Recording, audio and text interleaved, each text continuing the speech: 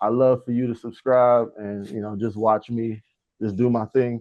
Before we get underway, I want to say that I believe 100% of us are domesticated on this here podcast.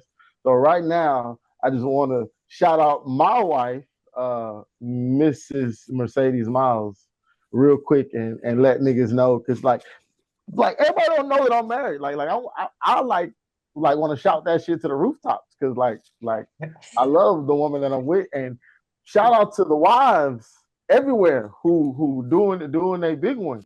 Nah, man. Shout out sister-in-law, man. Marriage is a great thing, man. Marriage is a great thing. Amen.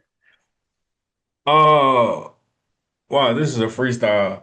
So, speaking of marriage, I guess a really good marital moment today. Me and my wife, we had a conversation. You know how they talk about doing like preventative maintenance on your vehicle to like, just get a checkup on your whip, change the oil on the Yeah. regular, whoop whoop, Back in so the day, we used to types. call it a tune-up. Tune up, yes, thank you. Yeah, just Mm, getting a regular tune up on your ride, right? right. And we was having a conversation just about our perspectives with like where we at now, more so specifically like being in the market for a new car. And so she's ready to get her a new ride. I hate spending money, so I'm just like, you don't really be thugging out in the streets like that. You don't really need no ride. Like we can make it work with what I got. And and so we was having this conversation of she was basically saying like, hey, as time gets closer for us to, start, going out and, test driving cars or whatever. I don't want you to be disengaged or be like rushing for me to like just pick a car because like you already like don't want me to have one, so to speak. So I don't want you to be disengaged or rush me to get a car and then I end up and like getting a bad car, whatever the case may be. And when she had said that, like I had processed it as like I was like offended. I was just like, so you think just because like I don't really want to spend money or I don't really feel like we're in dire need to get a second car, though you 1,010% like deserve one and you should have one and like it's not stretching us outside our means for you to get one. You think I would like let you leave a car lot and like with a bad deal or a horrible car? And she was just like, I mean, I don't know, because you like have already expressed the fact that like you don't like you're not like head over heels about me having one. And I was just like, yeah, this again, because I'm cheap and I don't like spending money. I was Don't like, mean I'm gonna let somebody take advantage of you. yeah, All right.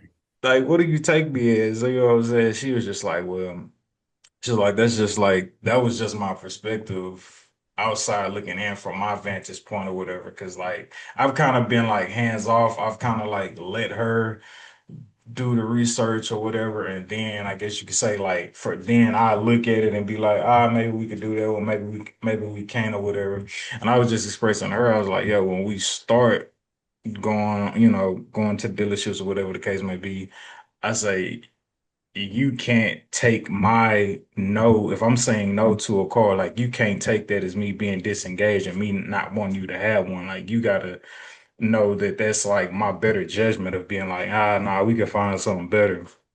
And going back to preventative maintenance, having that conversation a few weeks out before we actually get into the thick of it probably saved us like two or three arguments on the long haul, like once we like really get into the thick of like trying to like really nail down and find her a vehicle. And so it was just like a unexpected random conversation, like after picking her up from work or whatever the case may be. And and I was saying the same thing. I was like, wow, that was like a really good like preventative marital maintenance like conversation for us to have. before we be at each other's neck like over a car and just We gotta break understand. down on the side of the highway. You know what I'm saying? Yeah, you know what I'm saying? Before we like, and yeah, I wasn't not ever gonna like let her be in like some raggedy or like unreliable. Like that's one thing my pops always taught me. He was like, hey, if y'all got two cars and one is reliable and one is finicky, you take the one that's finicky because you don't want her calling you saying she in Bareback Africa broke down on the side of the road. So yeah, couples, whether married or not, always look to try to seek and have preventative, argumentative maintenance type conversations with your significant other. The doors of the pod are open.